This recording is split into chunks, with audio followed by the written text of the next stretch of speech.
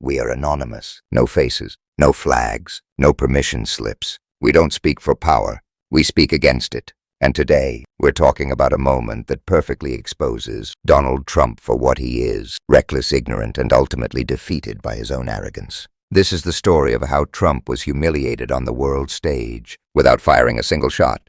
I'm joined by Congresswoman Sarah Jacobs, who had just returned from a bipartisan congressional delegation to Denmark.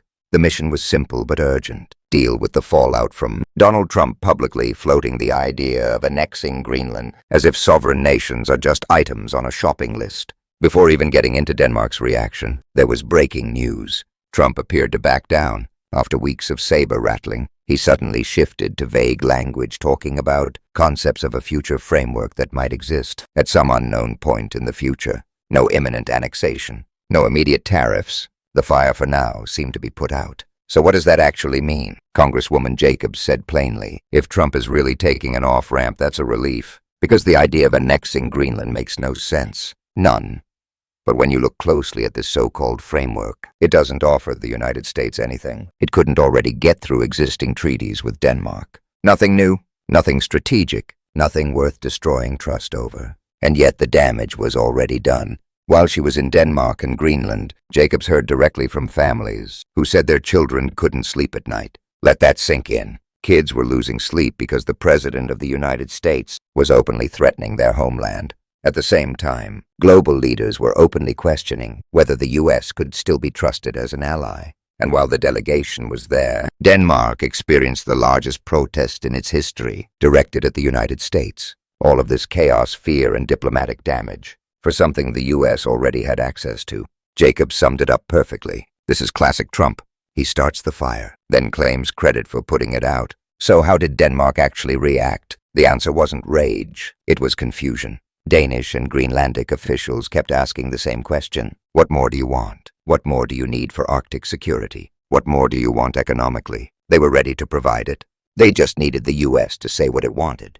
The Trump administration never did, and the consequences were measurable. Polling showed that before Trump's Greenland threats, around 80% of Danes viewed the United States as an important ally. Afterward, that number collapsed into the single digits. Jacobs noted that this wasn't limited to Denmark. It reflected a broader European sentiment. Trust was eroded, faith in NATO was shaken, and the belief that the United States would come to the defense of its allies was severely weakened. Then came the obvious question. If the administration couldn't even articulate what it wanted, wasn't this all just a vanity project? Jacobs didn't hesitate. Yes, a pure vanity project. There is nothing the United States would gain from Greenland that it couldn't already access under existing agreements. And annexation wouldn't just be pointless. It would be expensive. Denmark currently subsidizes Greenland by roughly $1 billion a year. That's a cost the U.S. would inherit. Denmark also has Arctic capabilities the U.S. lacks. And as Jacobs pointed out, even within the United States, Arctic investment is already insufficient. Senator Lisa Murkowski of Alaska, who was part of the delegation, has repeatedly warned that the U.S. doesn't invest enough in Arctic security in Alaska itself, let alone adding Greenland to the equation. This wasn't strategy, it was fantasy. The conversation then widened to the global implications. Even if a future administration repairs alliances damaged by Trump, the rest of the world is watching the United States swing wildly every 4 years. One administration respects NATO and international law. The next toys with imperialism. Why would any country sign a long-term deal with the U.S. under those conditions? Jacobs said bluntly they won't, and she reminded everyone that this wasn't new. During Trump's first term, he withdrew from the Iran nuclear deal, a deal painstakingly negotiated not just with Iran, but with European allies who trusted the U.S. to honor its commitments. That trust was broken. She warned that allies are now hedging their bets, preparing for a world where America may not be reliable. For decades, there was a bipartisan assumption that the United States was the indispensable nation. That era is ending.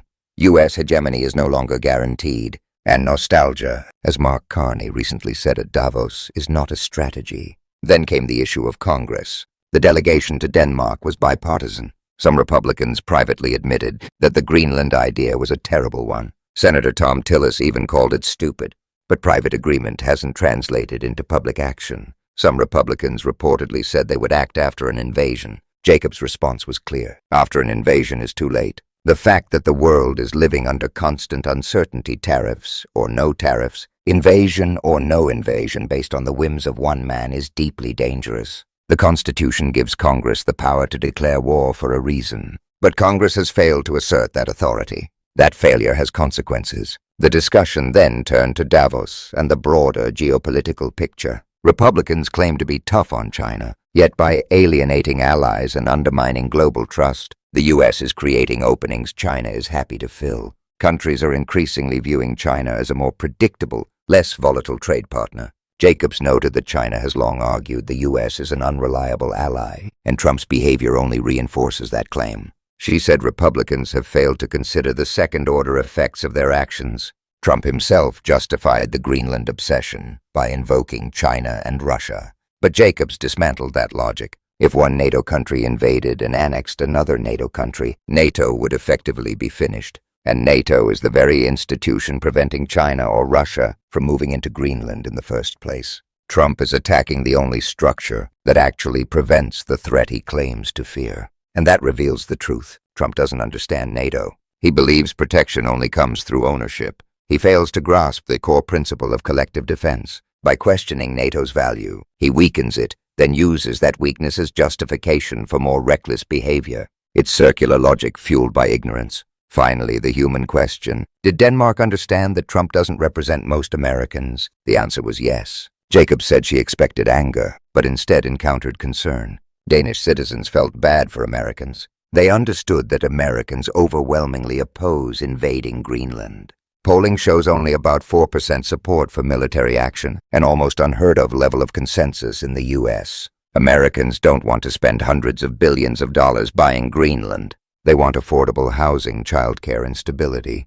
And Denmark understands that. Trump was exposed not as a strong man, but as a destabilizing force rejected by allies, restrained by reality, and humiliated by his own retreat. So here's the takeaway. This wasn't strength. This was a bluff collapsing under scrutiny. This was a man threatening the global order, and then backing down when faced with consequences. If you don't want to see this cycle repeat, don't stay silent. Share this. Talk about it.